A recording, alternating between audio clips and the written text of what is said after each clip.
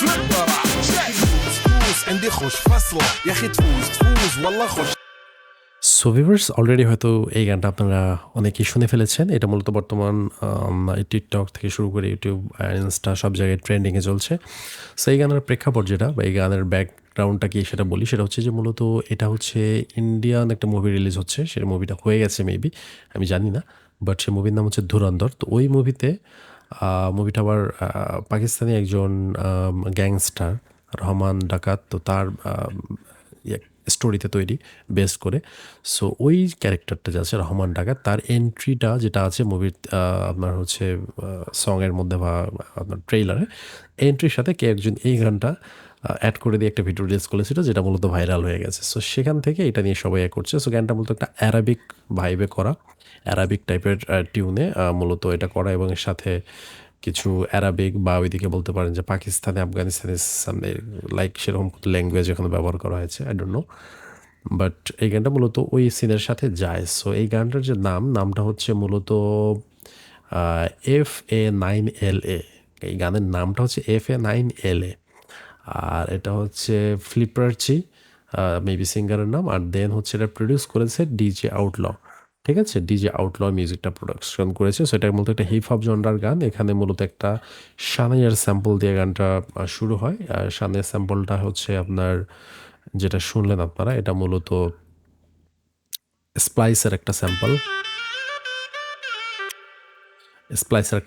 এই স্যাম্পলটা দিয়ে এই গানটা মূলত তৈরি হয়েছে। আর আমরা যদি এখন ড্রাম সেকশনটা ফলো করি, যেখানে কী কী এলিমেন্টস ব্যবহার করা হয়েছে, তাহলে চলুন আমরা দেখি কী কী ব্যবহার করা হয়েছে। সো প্রথমে আমরা দেখতে পাচ্ছি এখানে একটা তবলার স্যাম্পল, দেন আরও একটা তবলার একটা লো, একটা হাই।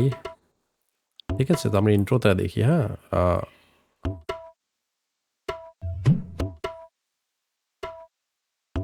সেগুলো বিভিন্ন লুপস থেকে কেটে কেটে নেওয়া বা স্যাম্পলিং করা। ঠিক আছে, এখন যেটা বিষয় সেটা হচ্ছে এখানে যেটা তবলা এখানে যেভাবে ব্যবহার করেছে, বিশেষ করে আপনি যেটা শোনেন একটু কেমন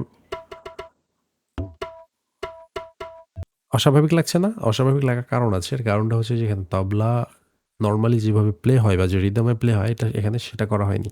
এখানে মূলত তবলাটাকে অ্যাজ এ পারকাশনস ব্যবহার করা হয়েছে, জাস্ট স্যাম্পল করে সেগুলোকে চপ করে করে, যেহেতু এটা হিপ হপ জনরার গান, সো হিপ হপ জনরে ফিট করে এমনভাবে এটাকে আপনার হচ্ছে স্যাম্পলিং করা হয়েছে। ঠিক আছে, সো দ্যাটস ওয়াই এটা এরকম শোনাচ্ছে। বাট এটা ওভারঅল বাকি বিটের এলিমেন্টস অ্যান্ড ওভারঅল যে গান আছে তার সাথে খুব সুন্দরভাবে ব্লেন্ড করে। এটা আপনারা হয়তো শুরুতেই শুনলেন। এখন আসি তৃতীয় জিনিসটাকে। এটা একটা ঢোলকের হাই, সরি লো। সো এই যে এই তিনটে এলিমেন্টস মূলত আমাদের এথনিক এলিমেন্টস। এর বাইরে হচ্ছে যেগুলো নিচে আছে, সেখানে আমরা দেখতে পারি যে এখানে কিক আছে, স্যার।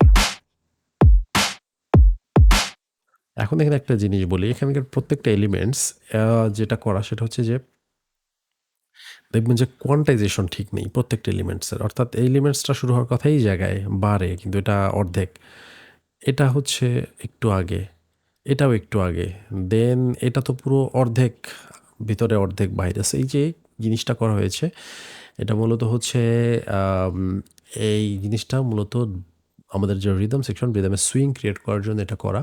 কখনো কখনো ইচ্ছাকৃতভাবে বা ইন্টেনশনালি যেটা করা হয় সেটা হচ্ছে যে কিছু স্যাম্পলকে ডিকোয়ান্টাইজ করা, অর্থাৎ কোয়ান্টাইজেশন না করে একদম বার টু বার অ্যাকুরেট না রেখে আগিয়ে বা পিছিয়ে কিছু স্যাম্পলিং, যেহেতু যখন আমরা স্যাম্পল দিয়ে কাজ করি, একটা হিউম্যানাইজ ইফেক্ট ক্রিয়েট করা হয়, যেন মনে হয় যে এটা মানুষ প্লে করছে। মানে একটু ত্রুটি অ্যাড করা হয় জিনিসটাকে ন্যাচারাল করার জন্য। তো এখানে সেটা করেছে, তো এখানে ত্রুটিটা বেশি করেছে। বাট এই যে সুইং ইফেক্টটা ক্রিয়েট করেছে, এটা মূলত এই প্রজেক্টের সাথে যায়। ঠিক আছে, যায়, এটা ইন্টেনশনালি করা। অ্যান্ড দেন এটা খুব পারফেক্টভাবে এর সাথে গ্লু করছে। সো এটা হচ্ছে একটা টেকনিক ছিল। আর আমরা এখন নিচের যেটা আসি, এটা হচ্ছে একটা স্ট্যাব। শুনতে পাচ্ছেন স্ট্যাব। আর এখন যেটা শুনছেন এটা মূলত ব্যবহার করেছি আমি শর্ট। এটা মূলত ওই স্ন্যারকে জাস্ট অ্যাজ এ ট্রানজেকশন ব্যবহার করেছি, যদিও নিচে লং ট্রানজেকশন আছে, বাট তারপরে ওটাকে ইউজ করেছি। ঠিক আছে, আর স্ট্যাব। সো আমরা ওভারঅল যে আমাদের বিটটা আছে এটা শুনি। এখন একটা জিনিস বলি সেটা হচ্ছে এগুলো কিন্তু কোনোটাই মিক্স করা নেই আমার পুরো প্রজেক্ট। এখানে কোনো কিছুই মিক্সারে অ্যাড করা নেই। মিক্সার বলতে গেলে ফাঁকা। একটা জিনিস ইউজ করেছিলাম সানাইটা ইউজ করে একটু ভলিউমটা কমিয়েছি। তাছাড়া বাকি সবকিছু কোনো রিদমগুলো এখনও মিক্সারে অ্যাড করা নেই। আমি এটা মিক্সিং করিনি। জাস্ট আপনাদেরকে এই জিনিসটা শোনাচ্ছি। নরমালি কীভাবে আমি অ্যারেঞ্জমেন্টটা করলাম সেটা দেখাচ্ছি। ঠিক আছে? এগুলো প্রত্যেকটা এলিমেন্টস মিক্সারে নিয়ে মিক্স করতে হবে, রিভার্ব দিতে হবে।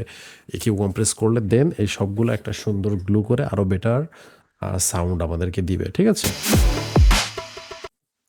সো এই ছিল হচ্ছে এটার ওভারঅল যে রিদম প্যাটার্নটা। শুরুতে তো রিদমটা একরকম থাকে, পরবর্তীতে এখানে এসে মূলত তবলা স্যাম্পলটা ডিফারেন্ট হয়।